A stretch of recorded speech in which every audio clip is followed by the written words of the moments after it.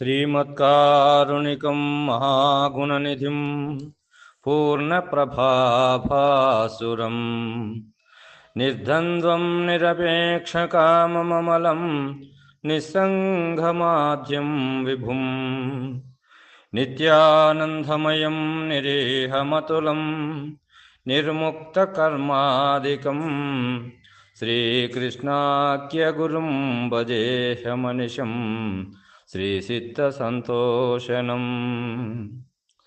శ్రీ పొన్నాళవంశకలశాంబుధికైరవాప్తం పూర్ణం దయానిధిమనంతగుణైకదిష్ణం రాజాదిరాజముకుటాంచితరత్నసేవ్యం శ్రీరాజయోగిగురుమంతరతో నమామి.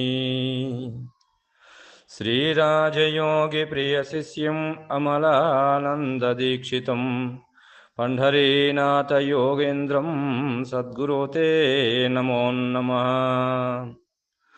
అస్మద్గురు సమారంభాం కృష్ణసాంధీపమధ్యమాం శ్రీమహావిష్ణుపర్యంతాం వందే గురుపరంపరాం.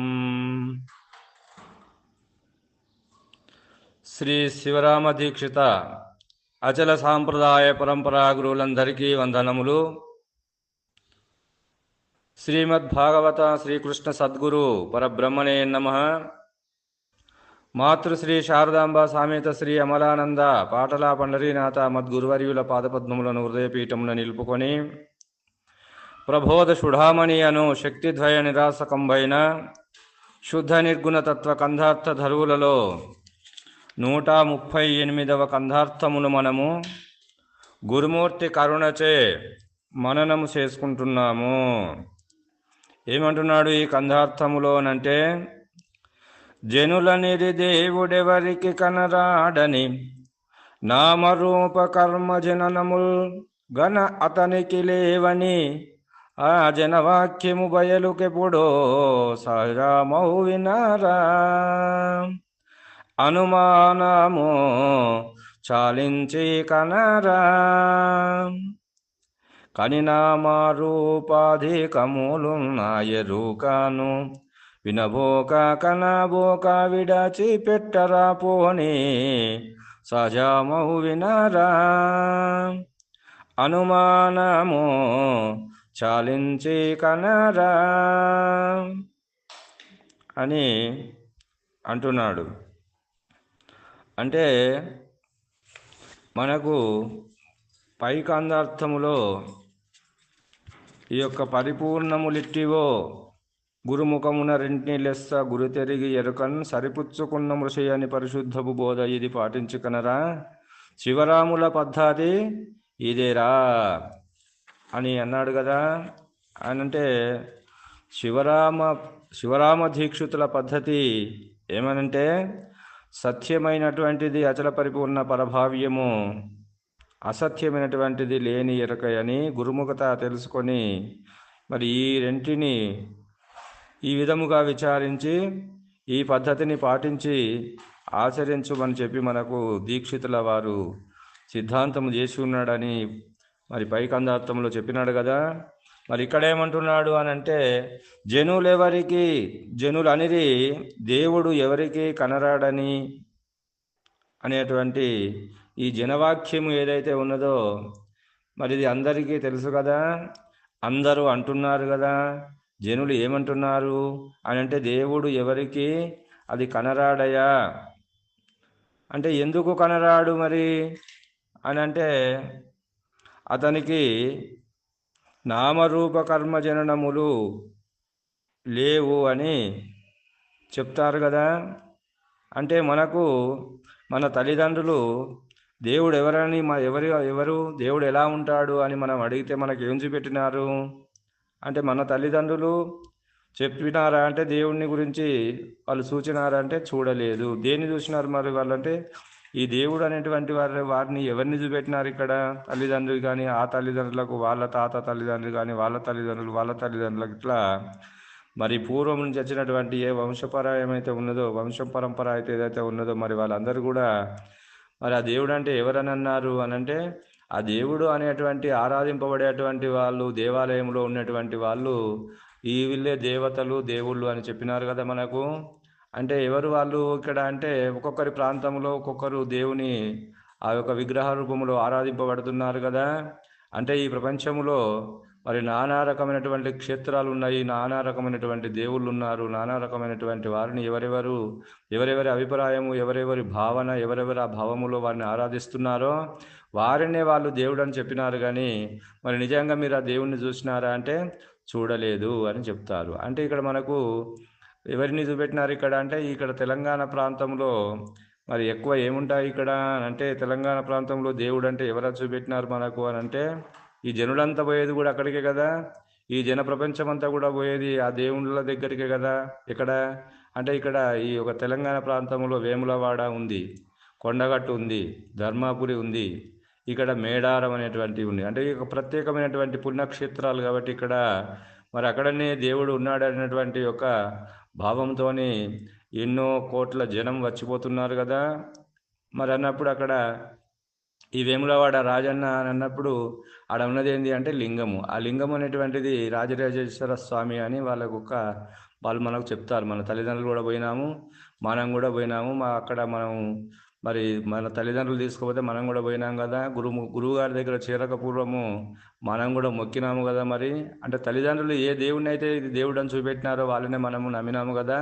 మరి అలాంటి మరి ఆ దేవుని దగ్గరికి ఇప్పుడు అందరూ పోతున్నారు కదా. వేములవాడ రాజన్న రాజరాజేశ్వర స్వామి అనేటువంటి ఒక భావన అక్కడ ఆ వేములవాడలో ఆ క్షేత్రంలో వెలిసినాడు, లింగ రూపంలో ఉన్నాడు అనేటువంటి భావనతో పోయి అందరూ కూడా మరి మొక్కుతున్నారు, ఆరాధిస్తున్నారు, పోతున్నారు, గుండ్లు కొట్టుకుంటున్నారు, ఎంటుకలు తీస్తున్నారు. స్త్రీలు కూడా ఎంటుకలు తీసుకుంటున్నారు కదా, అప్పచెప్తున్నారు కదా. మరి ఇక్కడ పురుషులు అప్పచెప్తున్నారు కదా, మరి వరాలు పడుతున్నారు కదా. పిల్లలు కాలేదు అనేటువంటి దానికి భావంతో వాళ్ళు అక్కడ వరం కోరుకుంటారు కదా.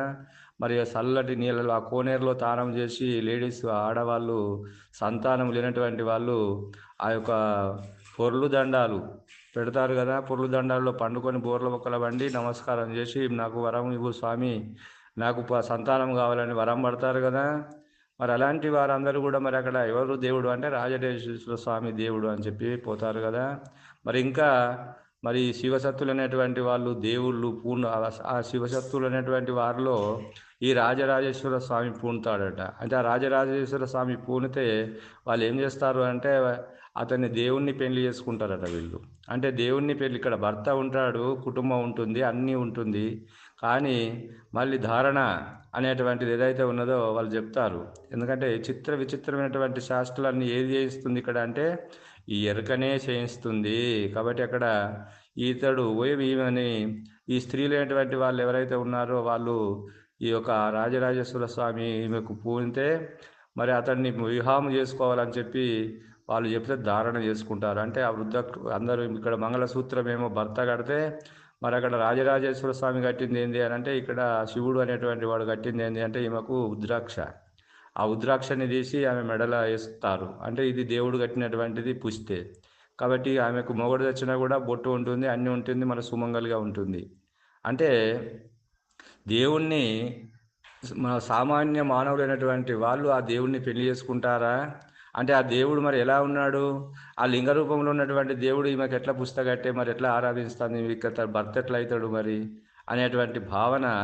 అంటే ఆ భావనతోని వాళ్ళు పోయి ఆరాధిస్తున్నారు, మొక్కుతున్నారు, చేస్తున్నారు ఇవన్నీ. మరి అక్కడి నుంచి కొండగట్టుకు వస్తారు కదా. కొండగట్టు మీద ఎవరున్నారు అంటే ఆంజనేయుడు ఉన్నాడు. కాబట్టి ఆ ఆంజనేయునికి కూడా అక్కడ ఆరాధిస్తారు కదా, గుడిలో ఉన్నటువంటి ఆంజనేయుని. మరి అలాగే ధర్మాపురికి వస్తారు. ధర్మాపురిలో ఉన్నటువంటిది నరసింహావతారంలో ఉన్నటువంటి ఆ క్షేత్రంలో ఆ నరసింహావతారముతో అతడు ఉన్నాడు. కాబట్టి ఆ నరసింహుడు అనేటువంటి వాడు దేవుడు అనేటువంటి భావంలో వాళ్ళు విగ్రహాన్ని పూజిస్తారు, సేవిస్తారు, గంగలో స్నానం చేస్తారు. అందులో ఇక్కడ గుళ్ళు కొట్టుకుంటారు, అక్కడ గంగలో పోయి స్నానం చేస్తారు, అయిపోయాయి. మళ్ళీ అక్కడి నుంచి మళ్ళీ ఇక్కడికి వస్తారు. అంటే ఇక్కడ 2 సంవత్సరాలకు ఒకసారి మేడారం అనేటువంటిది సాగుతుంది. కాబట్టి మరి ఆసియా ఖండంలోనే అతిపెద్ద జాతర అయినటువంటిది మేడారం. ఈ మేడారంలో ఈ సమ్మక్క సారలమ్మ అనేటువంటివి మరి అక్కడ ఒక 2 గద్దెలు అంటే నేను చిన్నప్పుడు చూసినప్పుడు అవి 2 చెట్లు ఉండేటువంటి పెద్ద వృక్షాలు అవి. ఆ వృక్షాలకు 2 గద్దెలు మన మట్టితోని గద్దెలు కట్టి ఆ యొక్క మాఘశుద్ధ పౌర్ణమి రోజు బేస్తవారం నాడు ఆ యొక్క అడవి నుంచి ఒక కుంకుమరినితోని ఆ గుట్టల నుంచి తీసుకొచ్చి అక్కడ ప్రతిపాదించేటువంటి వాళ్ళు, అంటే సమ్మక్క వచ్చిందనేటువంటి భావన. బుధవారం నాడేమో ఆ యొక్క నార్లాపూర్ నుంచి కంకవనం తీసుకొచ్చి అక్కడ నాటేటువంటి వాళ్ళు. అది ఆ ప్రాంతంలో అప్పుడు కంకవనం బాగా ఉండేది, పెద్ద అడవులు, అవి దట్టమైనటువంటి అడవులు. ఇప్పుడు అదంతా పోయింది కాబట్టి అప్పుడు మామూలుగా చెట్లకు గద్దెలు కట్టేటువంటి వాళ్ళు అక్కడ చుట్టుపక్కల గ్రామాల్లో ఉండేటువంటి వాళ్ళు. అప్పుడు మా నాన్న కూడా అప్పుడు అక్కడ ఈ యొక్క షాపు పెట్టేది, బోర్ల షాప్ అనేటువంటిది పెట్టేది కాబట్టి ఆ ప్రాంతంలో మేము అప్పుడు 6-7 తరగతి చదువుకున్నప్పుడు పోయినప్పుడు దట్టమైనటువంటి అడవులు అవి. ఆ అడవులలో అప్పుడు ఆ చుట్టూ ఆ కట్టెలు నాటేది, ఆ చెట్ల చుట్టూ. ఇప్పుడు అవన్నీ పోయినాయి.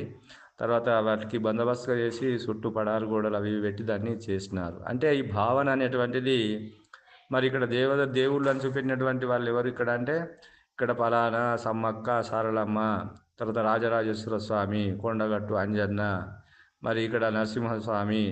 మరి వీళ్ళు మీకు ఎప్పుడన్నా కనబడ్డారా అని అడిగితే వాళ్ళు ఏమనేది అంటే, ఆ కనబడ్డది కలలో వచ్చినారు మాకు. ఆ కలలో ఒక ముసలామె ఒక గడ్డపారమును ఒక బుట్ట పట్టుకొని వచ్చి మరి వచ్చింది కాబట్టి ఆమె సమ్మక్క అని చెప్పేటువంటి వాళ్ళు. ఎట్లా వచ్చింది మరి ఆ సమ్మక్క అంటే చెప్పేవాళ్ళు, ఒక ముసలామె ఆమె ఒక గడ్డపార చేతిలో పట్టుకొని ఒక బుట్ట చేతిలో పట్టుకొని వస్తే ఆ సమ్మక్క వచ్చింది అని చెప్పి భావించేటువంటి వాళ్ళు. అంటే మరి నీకు రాజరాజేశ్వర స్వామి ఏడా కనబడ్డాడు శివుడు అని అంటే, ఆ శివుడు కలలో పాము రూపంలో వచ్చి కనబడ్డాడు కాబట్టి పాము కనబడితే ఆ శివుడు కనబడ్డాడని చెప్పేటువంటి వాళ్ళు. మరి ఆ కళలో ఒకవేళ కోతి కనబడ్డది అనుకో, ఆ కోతి కనబడితే ఏమని చెప్పేటువంటి వాళ్ళు అంటే ఆంజనేయుడు కనబడ్డాడు కాబట్టి మరి కొండగట్టుకు మొక్కుకున్నాడు కాబట్టి ఆ మొక్కు తీర్చుకొని రావాలని చెప్పి కొండగట్టుకు పోయి ఆ మొక్కులు తీర్చుకొని వస్తున్నారు కదా ఇప్పుడు. అంటే ఈ జనులు మరి ఏమన్నారు అంటే మళ్ళీ వారికి మరి ఎట్లా ఉన్నాడయ్యా దేవుడు అంటే, అతనికి నామరూప కర్మ జననములు అతనికి లేవని మళ్ళా వాళ్ళే చెప్తున్నారు కదా పెద్దలైనటువంటి వాళ్ళు. వీళ్ళు మానవులలో కొద్దిగా విద్య నేర్చుకున్నటువంటి వాళ్ళు, భగవద్గీత చదువుకున్నటువంటి వాళ్ళు, ఇవన్నీ నేర్చుకున్నటువంటి వాళ్ళు ఏమని చెప్తారంటే, మరి వాళ్ళు ఆ భగవంతునికి నామరూప కర్మలు జననం అనేటువంటిది మరి లేవు కదనయ్యా. కాబట్టి లేడు కాబట్టి అతడు మరి ఎలా కనబడతాడు. కాబట్టి ఇతనికి ఉన్నవి కానీ ఒక రూపంలో ఉన్నాడు, ఒక విగ్రహ రూపంలో ఉన్నాడు కాబట్టి నామం ఉంది సమ్మక్క అని. ఒక చెట్టు, ఒక గద్దె ఉంది కాబట్టి అక్కడ దానికి ఒక పేరు ఉంది, నామం ఉంది. మరి ఆమె పని చేసిందా అంటే చేసింది అని చెప్తారు. అప్పుడు అతనికి ఒక రాజు కుమార్తె ఆమె. మరి ఆమె ఏదైతే ఉందో ఆమె మరి అడవుల లోపల ఈ కాయలు గడ్డలు తినుకుంటా మరి అక్కడ రాజును కూడా వివాహం ఆడింది. పౌడిద్ద రాజు అనేటువంటి రాజును వివాహం ఆడి ఆమె కూడా ఒక సారక్క అనేటువంటి బిడ్డను కన్నది, జంపయ్య అనేటువంటిది మూగలయ్య అనేటువంటి కొడుకులను కన్నది. అప్పుడు వ్యవహారం చేసింది. మరి అప్పుడు వాళ్ళందరూ కూడా ఆ యుద్ధంలో చనిపోయినారని ఒకటి చరిత్ర చెప్తారు. అంటే ప్రతి ఒక్క దేవునికి ఒక చరిత్ర చెప్తారు కదా. మళ్ళీ ఎట్లా ఉన్నారంటే వాళ్ళు పుట్టినారు, ఈ పనులు చేసినారు. అంటే సమ్మక్క అనే పేరుతో ఆమెకు పేరు ఉన్నది కాబట్టి ఆమె పని కూడా చేసింది అన్నప్పుడు రూపం ఉంది కదా, రూపం ఉంది. మరి పని చేసింది అన్నప్పుడు ఆమె కూడా ఈ యొక్క ఎంతో మందిని మరి ఆ యొక్క చెట్ల క్రియలతోని వాళ్ళకు పాము కరిచిన లేకుంటే ఏమైనా బీమార్లు వ్యాధులు ఆ ప్రాంతంలో వచ్చినా కూడా ఆమె ఆ చెట్ల యొక్క మందులతోని నయం చేసేదనేటువంటిది ఒక ఊహాచ, జనుల యొక్క ఊహాచ. కాబట్టి మరి ఆ విధంగా సమ్మక్క ఆ రోజు అందరినీ కాపాడినటువంటిది కాబట్టి ఇప్పుడు కూడా కాపాడుతుంది అనేటువంటిది భావనతో వాళ్ళు అక్కడికి వెళ్ళి ఈ చరిత్ర అనేటువంటివి వాళ్ళకు ఇప్పుడు ఒక సీడీల రూపంలో కూడా కథలు కూడా చెప్తున్నారు. అది సీడీలు కూడా టీవీలో వేసి చూపెడుతున్నారు. ఆమె యుద్ధం చేసినట్లు, చనిపోయినట్లు, పగిడిద్దరాజు చనిపోయినట్లు అక్కడి నుంచి ఆమె మళ్ళీ పాము రూపంలో వచ్చి కనబడతాడు ఆ రోజు అనేటువంటిది ఒక చరిత్ర ఉంది. కాబట్టి అలాంటి చరిత్రలను సృష్టించుకొని ఆ దేవునికి నామరూప క్రియలు అనేటువంటివన్నీ చేసినారు కాబట్టి వాళ్ళకు కూడా ఒక చరిత్ర ఉంది అని చెప్తారు. కాబట్టి మరి కళలో వచ్చినటువంటి వాళ్ళు చెప్పినారు అన్నప్పుడు ఆ కళ నిజమా అబద్ధమా అని మన ఈ పరిపూర్ణ బోధలకు వచ్చిన తర్వాత మనము ఆ కళలో వచ్చినటువంటి వాళ్ళు నిజమా, ఈ చరిత్ర అబద్ధమా అంటే అది అబద్ధము. కాబట్టి అబద్ధము అయినప్పటికీ కూడా మరి జనులు అనేది దేవుడు ఎవరికి కనరాడని నామరూప కర్మ జననములు అని అతనికి లేవని ఆ జనవాక్యము బయలుకెప్పుడు సహజమవు వినరా అంటున్నాడు ఇక్కడ. కాబట్టి ఈ విధముగా మరి వాళ్ళు ఏదైతే మరి చేసినారో ఈ నామరూపాత్మకమైనటువంటి ఒక వ్యక్తి దేవుడు అనేటువంటి వాడు వచ్చినాడు, పోయినాడు, అంటే మరి పుట్టినాడు అంటే మనకు భగవద్గీత ఈ బైబిల్, ఈ యొక్క ఖురాన్ మరి ఇవి కూడా చెప్తున్నాయి కదా.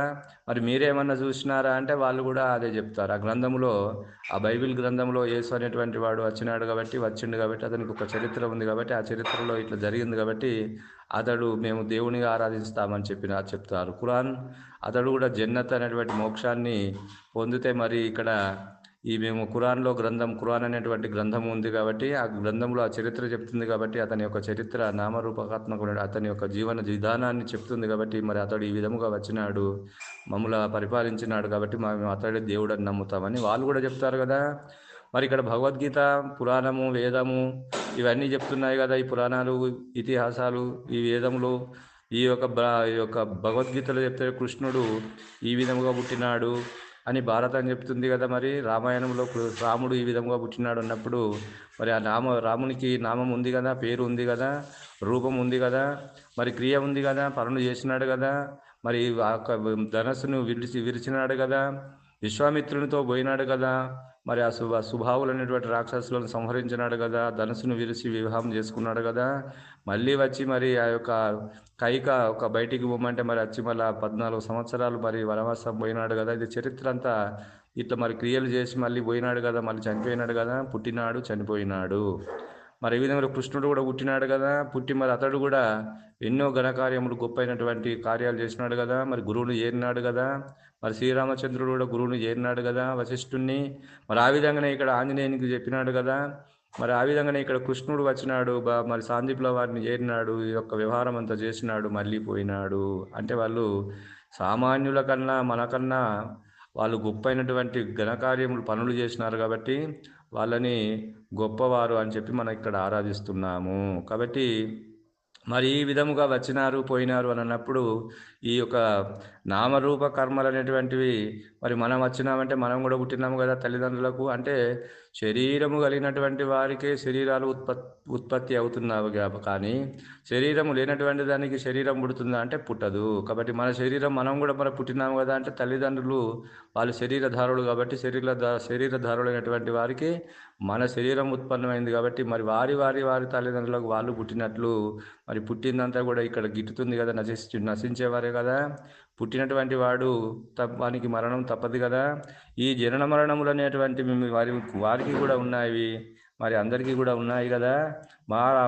ఆ విధముగా ఇక జనులు ఈ మాట ఏదైతే ఉన్నదో మరి జనవాక్యం అనేటువంటిది ఏదైతే ఉన్నదో ఈ జనవాక్యము జననములు నామరూప కర్మ జననములు గన అతనికి లేవని ఆ జనవాక్యము బయలుకెప్పుడు సహజమవు వినరా. కాబట్టి వాళ్ళు అంటున్నటువంటి మాట ఈ బయలుకు మనకి ఇక్కడ సరిపోతుంది. కాబట్టి వాళ్ళకు దేని సరిపుచ్చుకున్నారు వాళ్ళు అంటే ఈ నామరూప నటనలు క్రియలు చేసినటువంటి వాళ్ళే దేవతలంచి దేవుళ్ళు అని చెప్పి వాళ్ళు నమ్మినారు. కానీ వారు చెప్పేటువంటి మాట సత్యాన్ని మనం చూసినట్లయితే వారి లోపల కూడా వాక్యం లోపల కూడా సత్యమైనటువంటి వాక్యం వారి నోటి నుండే పలుకుతున్నారు కదా.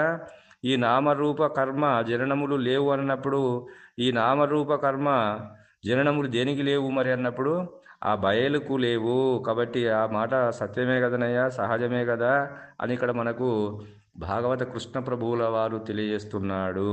కాబట్టి మరి ఇదంతా కూడా ఇది శృతి ప్రమాణము. కాబట్టి శృతి ప్రమాణము ద్వారా వీళ్ళందరూ కూడా మరి చెప్తున్నారు.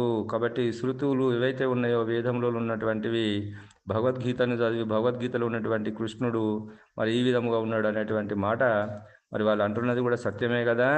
సత్యమైనటువంటి దాన్ని మనం నమ్మాలి. కానీ మరి ఈ యొక్క జననం మరి యొక్క నామరూప కర్మ జననములు లేవు అని చెప్తున్నారు కదా, ఆ వాక్యము కూడా సత్యమే కదా. దేనికి లేవు అంటే అది బయలుకు లేవు.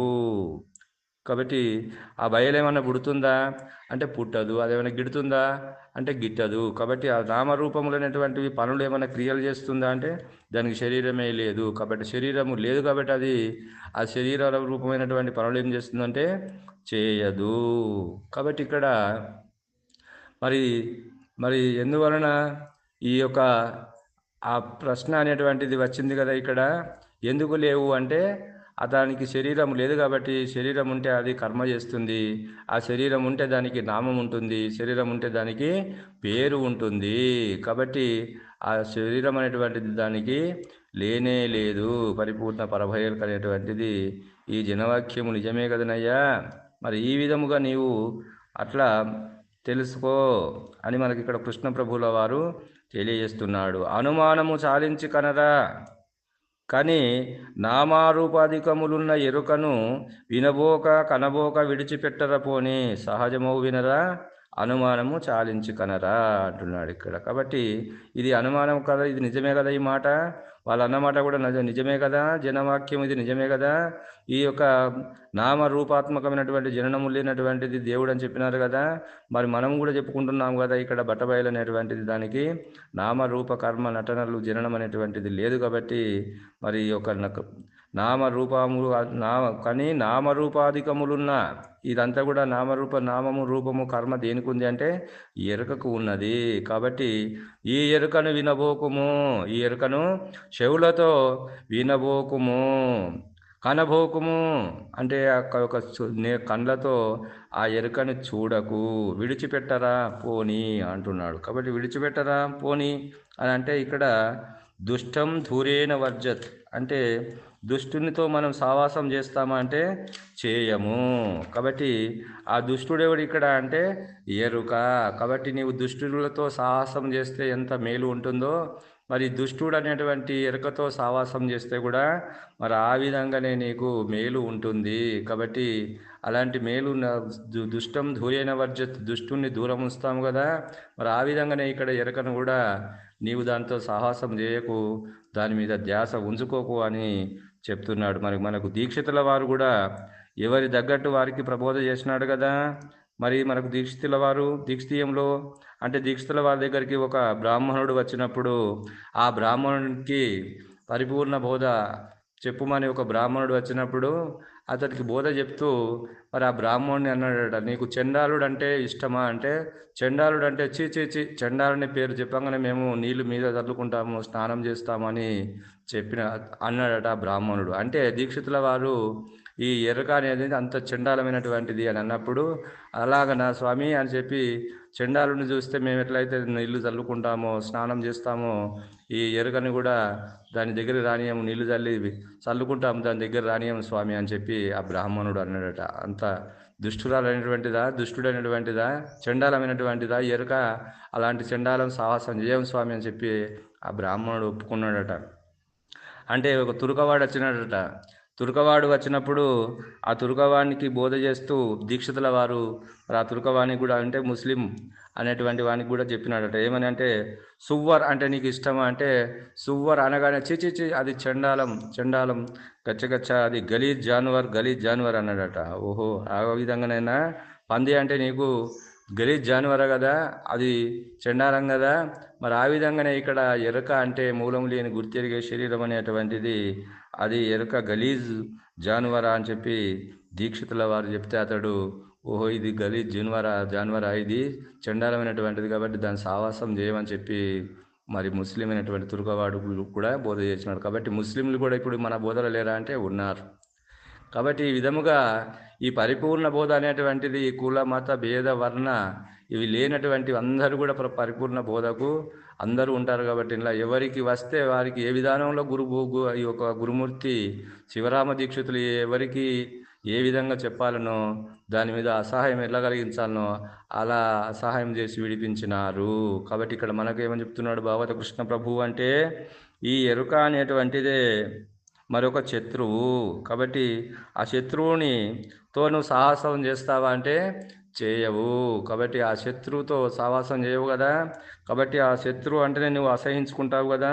కాబట్టి ఆ శత్రుత్వం అనేటువంటిది శత్రుడు అనేటువంటిది ఎరుక. కాబట్టి ఆ శత్రువుని మీద నీవు ధ్యాస ఉంచుకోకు, దాని నీ మీద తన ఎరుక అనేటువంటి దాని మీద ధ్యాస ఉంచకు అని చెప్పి ఇక్కడ మనకు భాగవత కృష్ణ ప్రభువు ఈ కందార్థము ద్వారా తెలియజేస్తూ మరి పరిపూర్ణ పరభయలేందు ఇది లేనటువంటిది కాబట్టి ఇది లేనటువంటి దాని అందు నీవు ధ్యాస ఉంచుకోకు, దాని మీద భ్రాంతి ఉంచుకోకు, భ్రాంతి విడిచిపెట్టు అని చెప్పి మరి ఇక్కడ మనకు తెలియజేస్తున్నాడు ఈ కందార్థము ద్వారా తెలియజేస్తూ ఇంతటితో ఈ కందార్థ భావాన్ని ముగిస్తున్నాను. జై బలో సద్గురు ప్రభు మహారాజుకు జై. సర్వం సద్గురార్పణం.